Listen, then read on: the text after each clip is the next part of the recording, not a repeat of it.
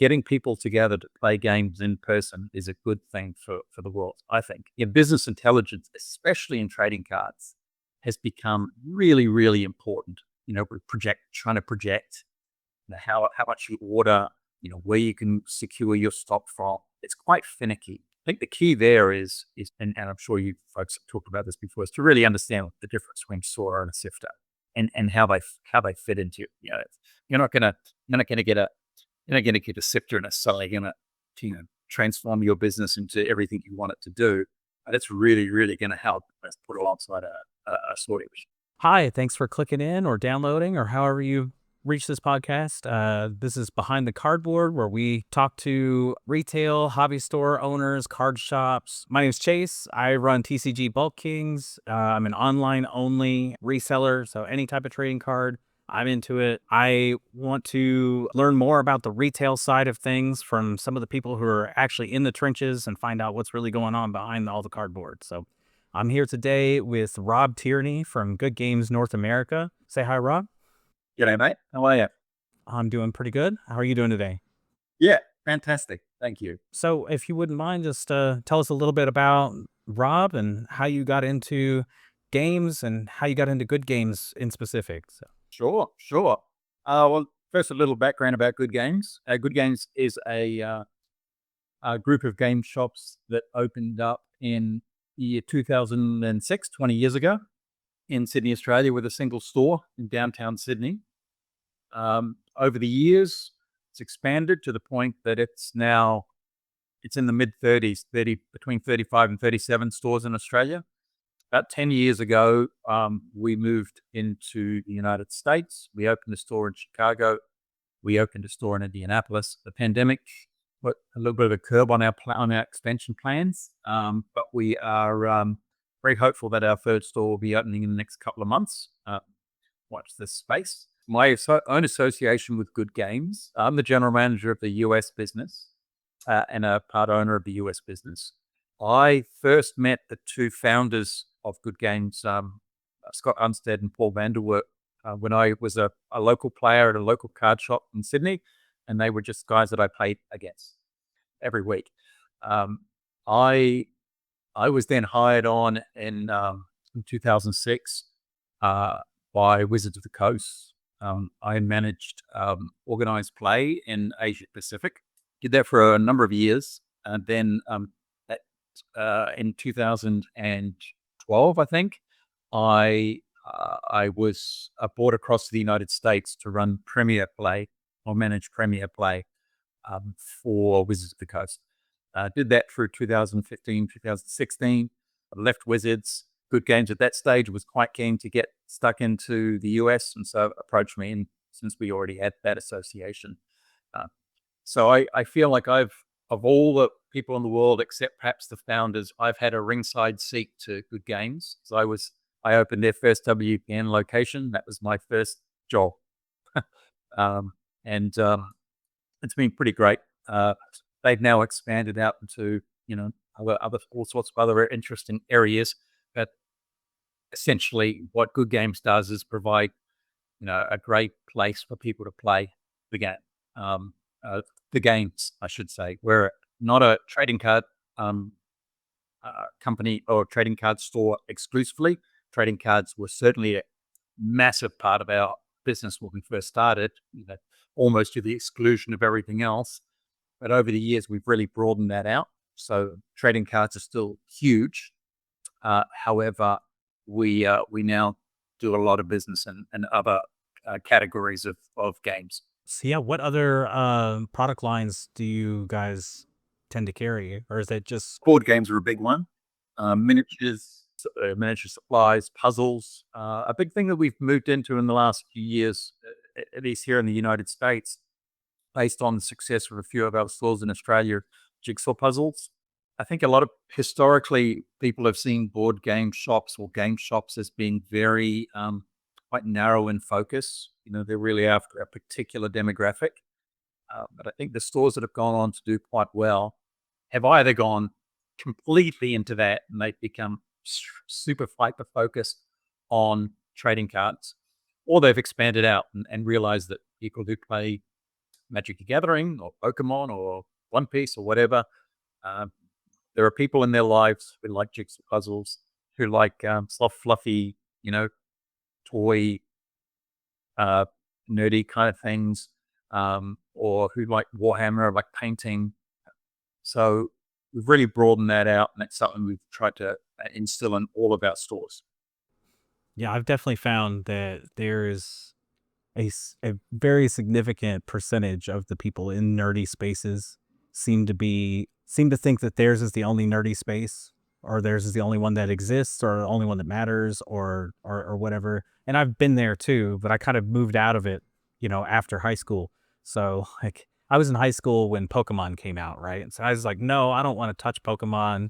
I super regret it. Like I wasn't into it, but I could have been buying base set packs for $4 a piece at Books a Million. My first association with magic was I was working in mountains in North Carolina teaching, and in 2000, oh, it's in 1996, and some kids were huddled over this thing playing cards, and I remember hearing them say, "Oh, mana, something mana," you know, and in New Zealand, where I'm from, mana is a Maori word, and it means something, and I was thinking, what the heck's going on with these Americans?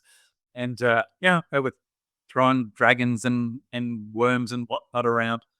Didn't think about it again for a number of years. So Yeah, that's interesting. I'm really excited to hear from stores that have moved in that broadening type of way to capture that larger audience rather than just you can go tall in a single category, or you can go wide and tall, right? well, I think the stores that have gone tall, that have really just hyper focused on the one category, they live and die on that category. And we all know that we're living in pretty good days at the moment for trading cards and certain types of trading cards.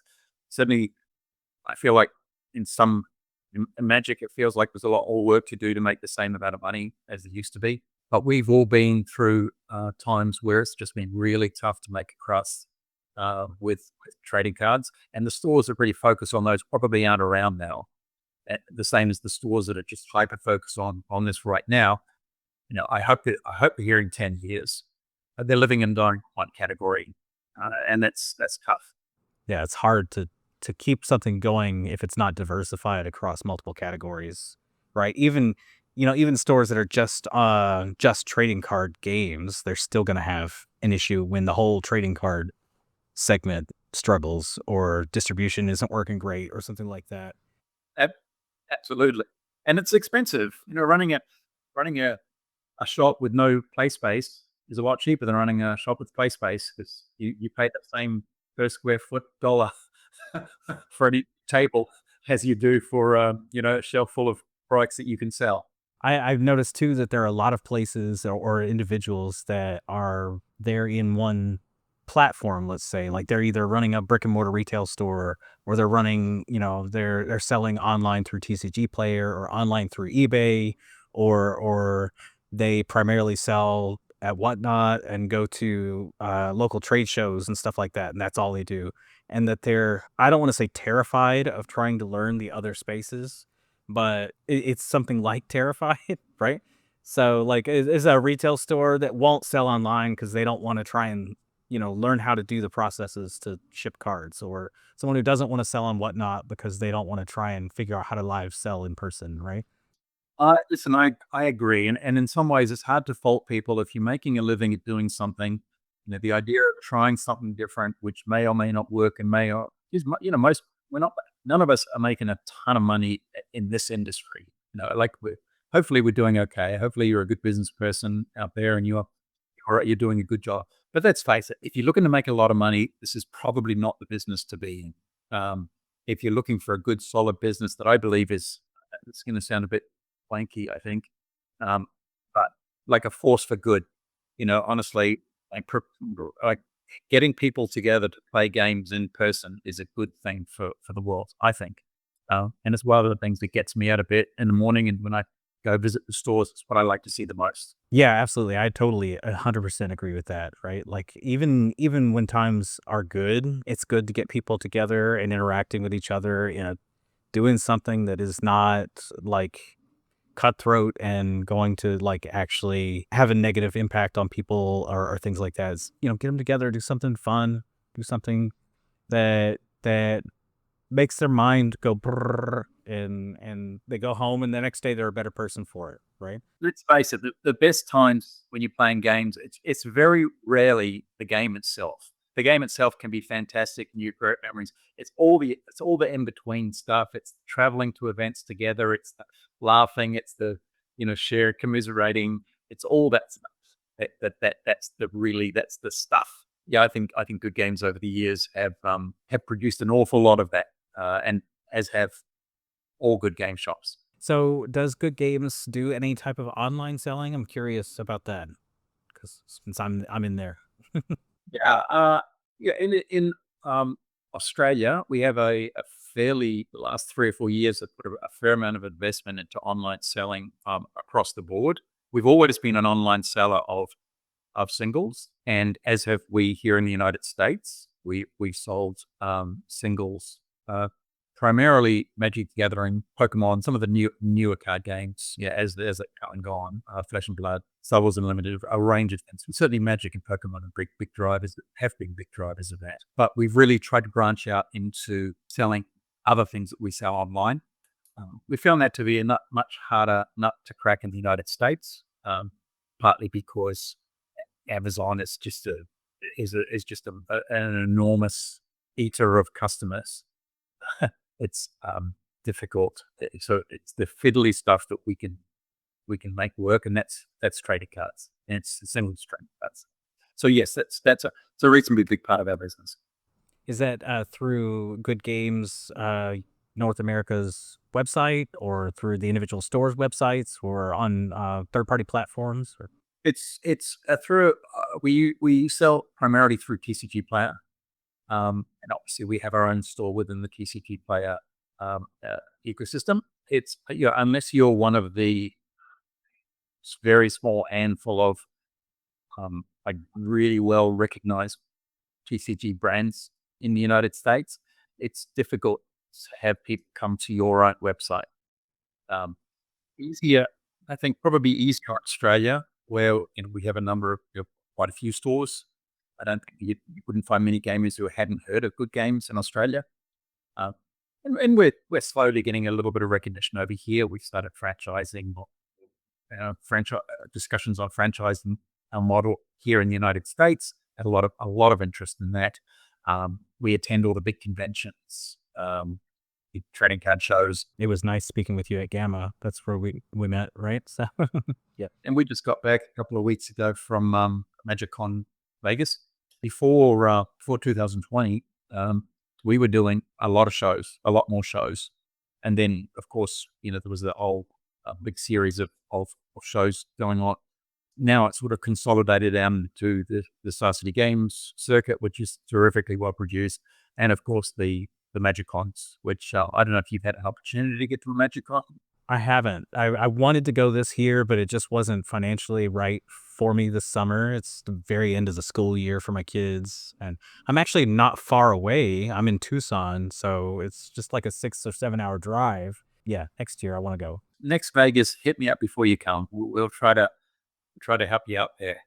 It's a it's extraordinary. From my time at Wizards, we always talked. I've worked in events and organized play. We always talked about creating these big events that were more than just the play. The play was a big part, but more than the play. That they were festivals, festivals of all things Magic, the Gathering. They were the gathering. And yeah, we made and small steps in that direction. I was running Premier Play when the very first Vegas happened. The very first Magic, the Modern Masters Vegas, and that was 5,000 people. It was unheard of. It was extraordinary. And here we had today with, I don't know, just shy of 30,000. I think I don't quite remember that. It was somewhere in the high 20s. People turning up to a big Magic celebration. Yeah, dozens and dozens of artists, dozens and dozens of vendors. It's unbelievable. It really reaffirms my understanding that this is a pretty cool thing for people. So yeah, you've been all the way up and down the whole industry from, running a single individual shop, helping run a series of stores or a franchise even. I'm interested in the franchising model. How does that work for you guys? I guess you're in the middle of setting it up still. You've got a couple of stores open, but We're actually at the point now where my lawyer puts the fear God into me about talking to anyone about franchising until we had our. no more details than you're allowed. Oh, no, no, no. But I'm happy to say that we are now registered in just shy of 30 states to be able to operate. So it means I can actually have conversations with people about these things now. Uh, our experience in Australia was, I think we had opened, I think we're on to our third or fourth store when, and my colleagues may slap me and say that's not how it happened, but this is my recollection of how it happened. We want to open more stores. It costs a lot of money to open stores. A lot of people want to be involved in this. Hey, that sounds sort of like franchising. It sounds like somebody can come along and open a good game store, and we'll hopefully give them the skills and the experience that we have learned over these years. And obviously, 20 years down the track now, I feel like we have a lot to offer franchisees. I was very reluctant to use the word franchise here in the United States because in my mind, it said McDonald's and it said, Pepsi, and it said, no, it's not Pepsi. These sort of very homogenized offerings. So you go to the store and you could be anywhere. I don't think that's what Good Games is at all. I think generally speaking, hopefully if you go into a Good Game store, you wouldn't know whether it was franchised or not franchised. And about a third of the stores, I think, in Australia are, and about 2/3 are not. Um, they will look the same. They will look similar. They will feel similar, but they will have their own flavor. And often that's the team within the store. That's the store manager or the store owner if it's franchise. If they're crazy into Warhammer, you're going to find there's going to be a bigger community of Warhammer people there because that's how you create community. Is you have people involved in those communities in your stores already. Yeah, I think we've learned a lot about franchising over the years. Effectively, for me, it comes down to if someone wants to open a store, good luck to them, and they may well be very successful. What being part of a group does? Oh yeah, I said I was a bit iffy on that word franchise, so I started using the word group instead of franchise. If you're part of a group, then you are part of a collective. You have access to the collective knowledge of all the stores.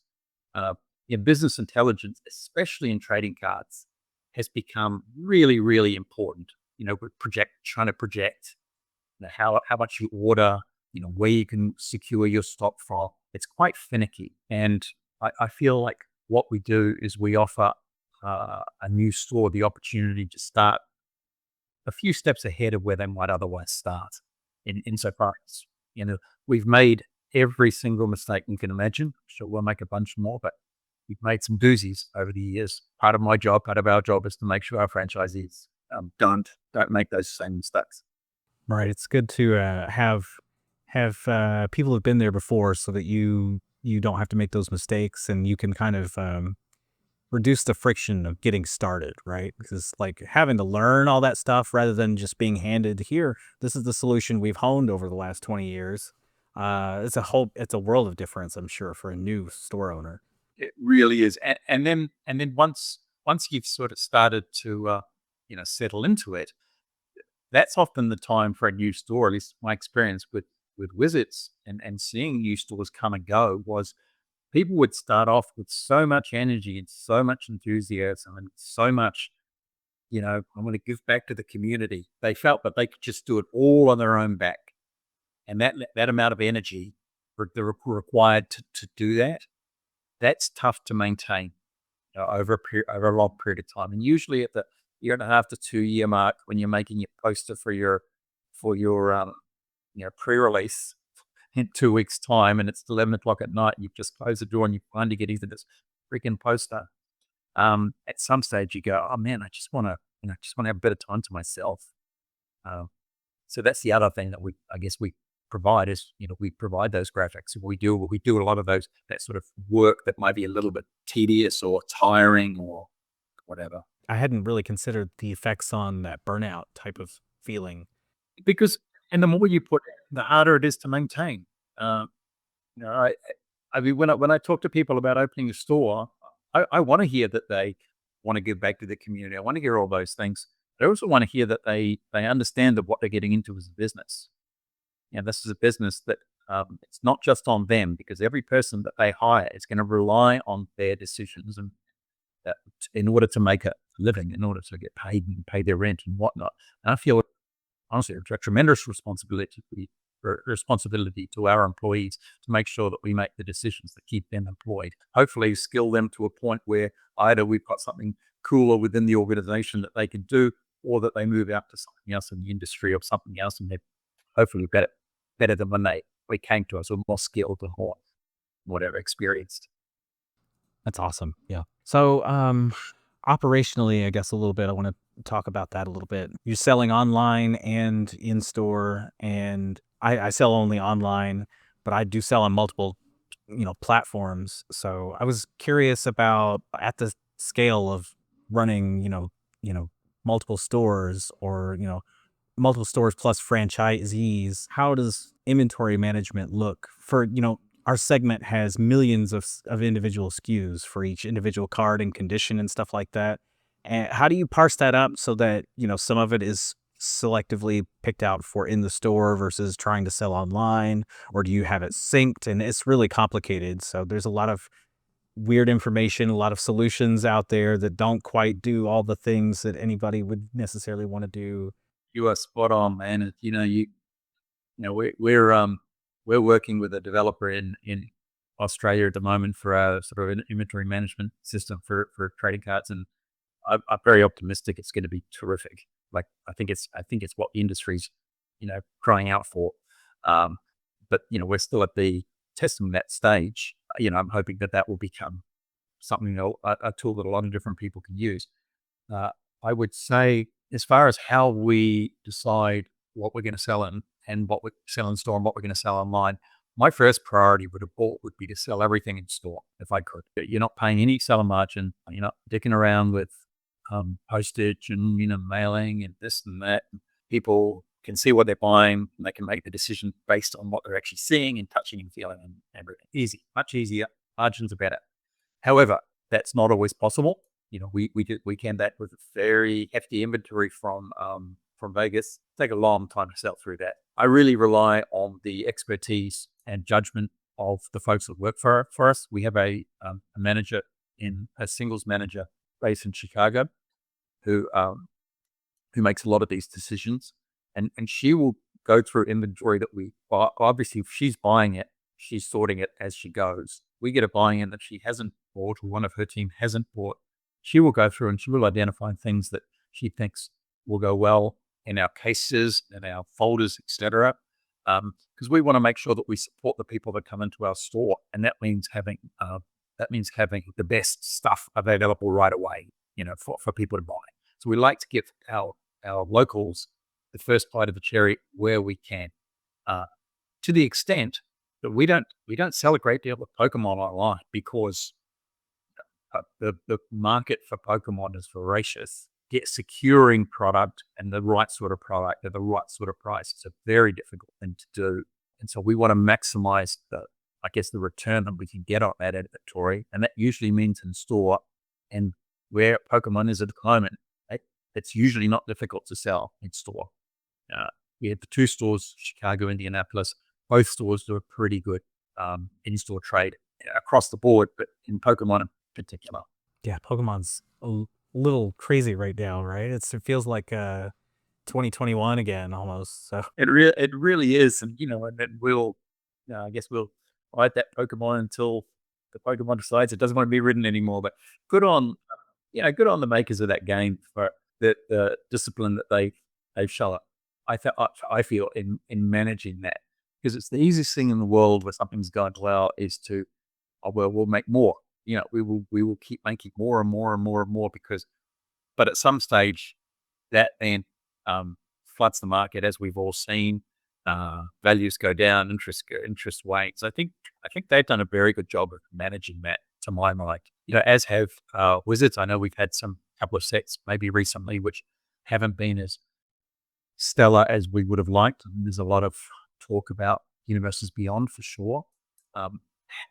However, our Strixhaven pre-releases were unbelievable. Unbelievable. It's a great game. It's a great game. So I'm optimistic that these businesses do have one eye on the bigger picture, not just one eye on the very short term returns. I like to think that.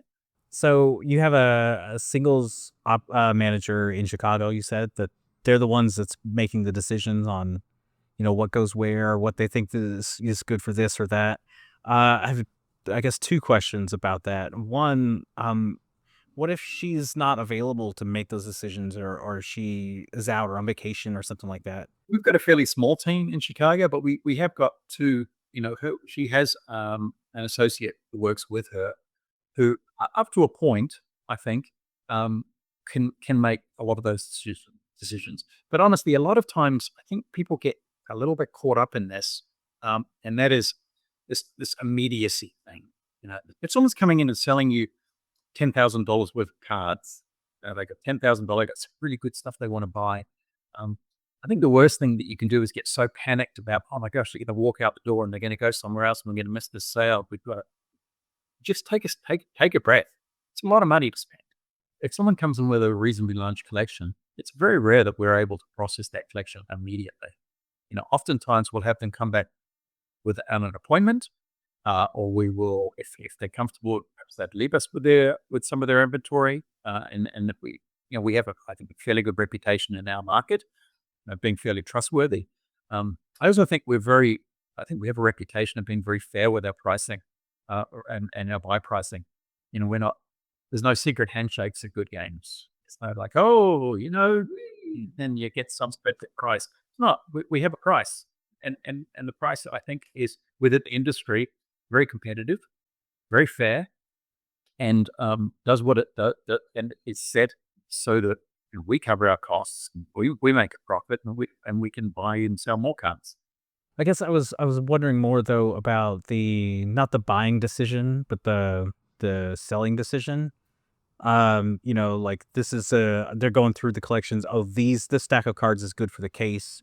This stack of cards is good for backstock. This stack of cards is good to try and push through TCG player. Is there data that you use to drive those decisions that, maybe it doesn't have to rely on just that human interaction with the cards? Yeah, and this is where I'm going to be a terrible interviewee. The actual mechanics for how a lot of this stuff gets done I really rely on my team to answer that question. I will say that having a number of stores in Australia, and having a reasonably big singles team in Australia who spend their whole time looking looking at the singles market for a variety of different games, we can rely on them to provide information for us. So we do rely on that, but to a great extent, yeah, my team kind of knows how their magic source works. I was really curious about that because a lot of the third party platforms, they don't really give you a whole lot of that information, and the extent that they do, you have to like really pull it out of them, and then it's imperfect at that point too. So As far as what stuff we might go into the case, oftentimes that's simply we know our customers. We know our customers skew heavily, let's say, Commander in a particular store. So we know that in Australia, if we have a massive Commander community, it's more likely we're going to send cards that are going to feed that community, as opposed to this standard mob or this modern mob or whatever. Um, we'll shoot those ones over there. So there's a fair bit of understanding your customers as well. are there any tools or processes or bits of praxis, I guess, would that you wish existed out in the world that don't currently exist that would you feel like would be helpful to not just to you guys but to the whole market? Yeah, I do, and this comes back to the thing that we're helping to develop in Australia, which my dream would be a POS system, an in-store POS system that you could put your entire inventory into that into that system, along all your trading cards and all your games, toys, and puzzles and squishals and all that sort of stuff. Um, all of it into that. Um, the back end of it would work very similar to the way would could pull pricing out from various sources, in real time. And so we wouldn't, like most stores, we have to run two sort of separate systems in our store. We have to run a TCG system and we have to run a non-TCG system. I would like something that would do both really well. That would be a tool I would like. Something's been very interesting to me in the last few years has been the rise of the development of sorting machines and sifters. That's been very, very interesting. Yeah. Oh, for sure. For sure. I've we've had an opportunity to look at a range of ones, and the cardbot's fantastic unit. We've we've run that, and we run that in one of our businesses in Australia. I know other people are getting into that market now as well. I think the key there is, and I'm sure you folks have talked about this before, is to really understand the difference between a sorter and a sifter, and how they fit into, you're not gonna you're not gonna get a you're not gonna get a sifter and it's suddenly gonna transform your business into everything you want it to do, but it's really, really gonna help us put alongside a sorting machine. Yeah, it's a little piece that makes a process actually work better. It's not just like it's not just going to change your everything overnight.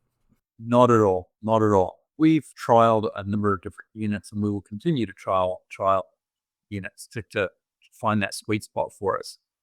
It's been interesting because when these things first came out, they were notoriously unreliable, and you seem to spend almost as much time, unless you were doing things at a massive, massive scale, like Channel Fireball was back in the day when they had 10 rokers or something working full time. It was very difficult to justify those sorts of units.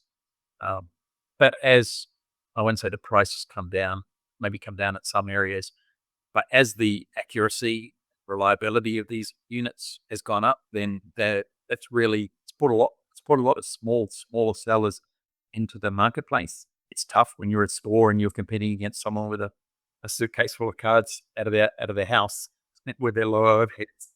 But overall, it's probably good for the industry.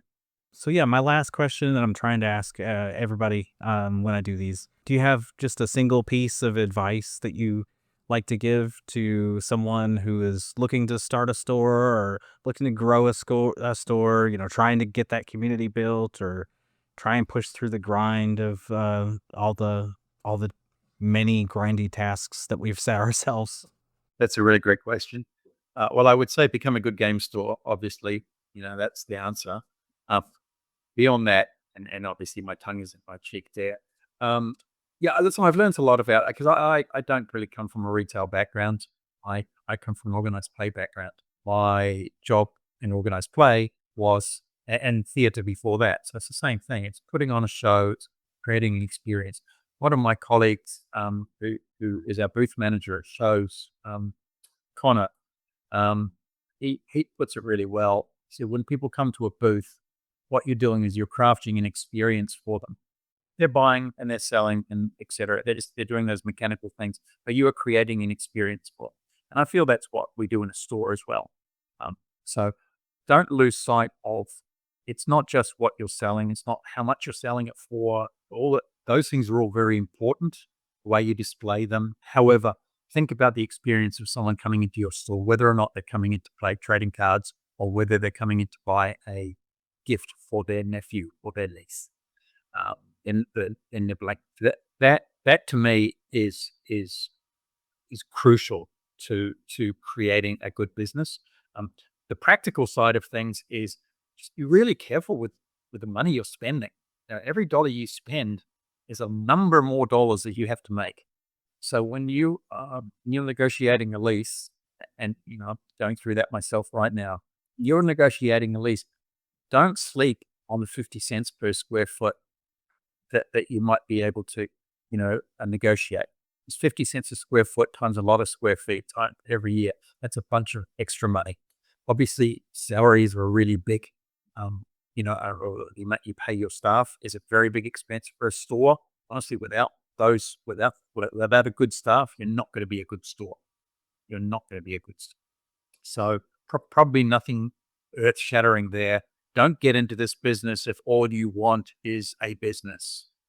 Get into this business if you want a game store. Yeah, if you just want a business that makes money, then buy a laundromat.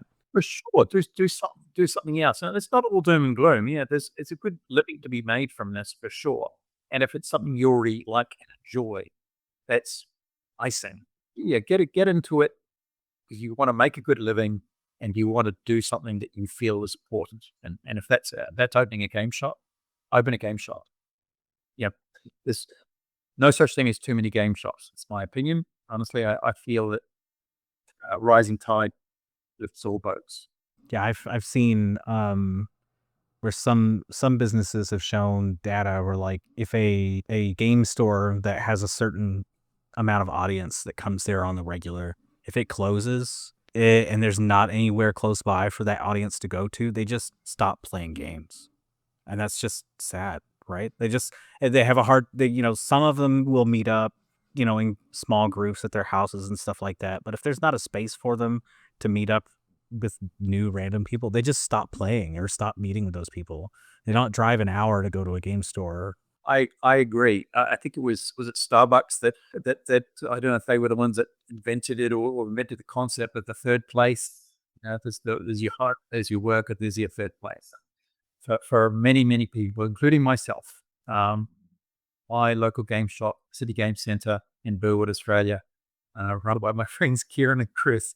That was my place. I was a lot older than most of the people that played there. Uh, I came to it fairly late. And I remember thinking, how else would I get to hang out, and play with all these different sorts of people that I wouldn't meet in my regular life. We met as equals across the table battlefield. I would routinely get trounced because I'm enthusiastic, not very skilled. All right. Well, that's great. Thank you so much for talking with us, Rob. It was really, really great conversation. It was fun speaking with you, like I said, at Gamma, and this has been even more fun than that. So Thanks, Chase. Yeah, listen, this was really fun. I was honestly a little anxious about it. But this was this was super fun. I love talking about the business of gaming. And, all the best with this series. This is excellent. I'm going to tune in and find out what other people have to say. awesome. Yeah. But I look forward to seeing comments if you leave any comments or anything. So for sure.